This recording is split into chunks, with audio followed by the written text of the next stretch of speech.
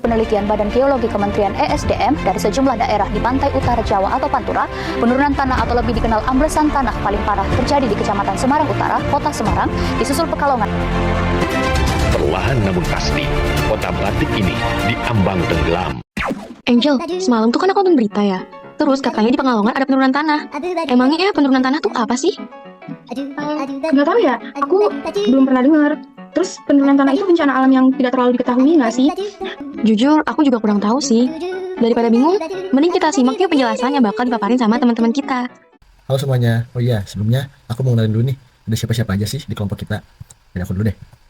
Namaku Fikri Zarfan Suganda dengan NIM 163233230. Dua temanku yang sudah kalian lihat tadi itu adalah Alia Zidna dengan NIM 163232212 dan Angelika dengan NIM 1632332. Nah, di kelompok kami ada juga yang lain.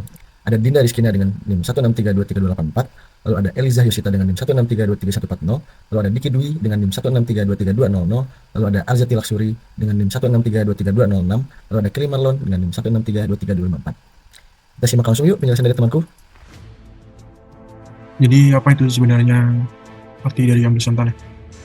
Amblesan tanah atau land subsidence adalah fenomena geologi yang terjadi ketika lapisan tanah di bawah permukaan bumi mengalami pemampatan atau penurunan secara perlahan sehingga menyebabkan permukaan tanah akan turun.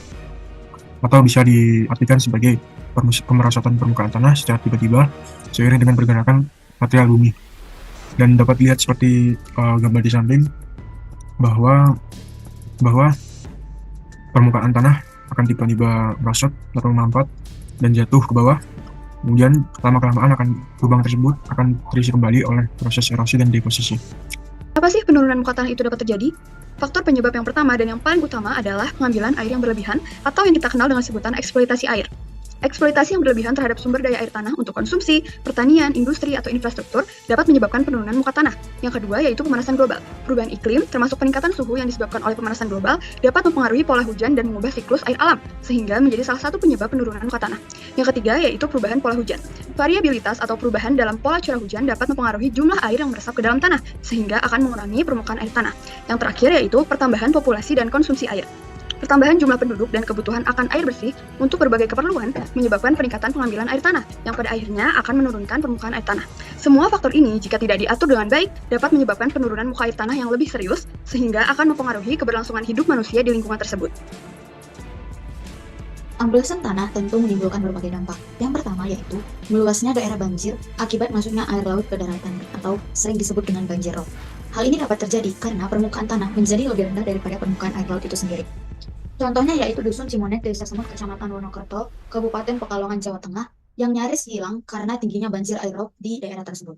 Yang kedua yaitu letaknya infrastruktur dan bangunan. Amblesan tanah menyebabkan terjadinya pergerakan yang dapat mengganggu infrastruktur dan bangunan. Kemudian yang ketiga yaitu mempengaruhi perekonomian warga terdampak. Apabila banjir rob masuk ke dalam rumah, banjir tersebut dapat merusak perabotan-perabotan yang ada di dalam rumah. Bahkan beberapa keluarga harus meninggalkan rumah mereka dan merelakan rumah mereka hilang ditelan oleh banjir. Peringatan dini banjir. Untuk melakukan peringatan dini banjir, terdapat beberapa tahapan untuk dapat tercapainya hasil secara efektif. Tahapan tersebut yaitu ada deteksi, yaitu pada tahapan ini tepat waktu real time dimonitor dan diproses untuk mendapatkan informasi tentang banjir yang mungkin terjadi. Informasi tersebut selanjutnya diteruskan untuk melakukan peringatan. Selanjutnya adalah forecasting. Tahapan ini dilakukan perakiraan terhadap curah hujan, tinggi muka air atau debit aliran banjir, serta waktu datangnya banjir tersebut. Dengan diketahuinya kejadian banjir, maka dapat diteruskan untuk melakukan peringatan, warning. Kemudian warning dan dissemination. Tahapan ini merupakan faktor kunci sukses dalam sistem peringatan dini banjir.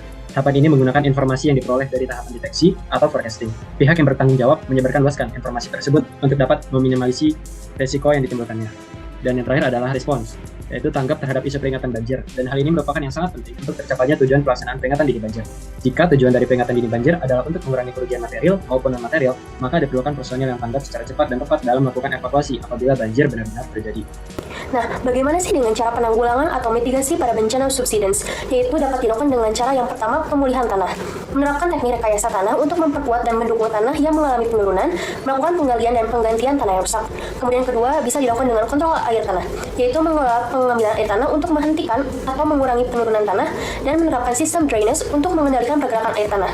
Kemudian yang ketiga dapat dilakukan dengan cara penataan kota dan tata ruang, yaitu merencanakan dan merancang kota dengan mempertimbangkan kerentanan terhadap subsidence dan menghindari pembangunan dari zona-zona yang berpotensi subsidence. Kemudian yang keempat, dapat dilakukan dengan cara pengawasan dan pemantauan terus-menerus. Jadi dapat mendirikan sistem pemantauan terus-menerus ini untuk mengidentifikasi perubahan dalam tingkat tanah dan geologi. Kemudian menggunakan teknologi pemantauan seperti satelit atau sensor tanah. Kemudian yang kelima, dapat melakukan regulasi dan kebijakan. Jadi menetapkan regulasi yang terkait dengan kebijakan, kegiatan penambangan dan eksploitasi sumber daya alam. Kemudian menerapkan kebijakan tata ruang yang membatasi pengembangan di area berisiko subsidence yang tinggi. Kemudian yang keenam, dapat dilakukan dengan cara pendidikan dan persiapan masyarakat. Jadi meningkatkan kesadaran masyarakat tentang potensinya resiko subsidence dan melatih masyarakat dalam praktik-praktik konstruksi yang aman yang respon terhadap bencana.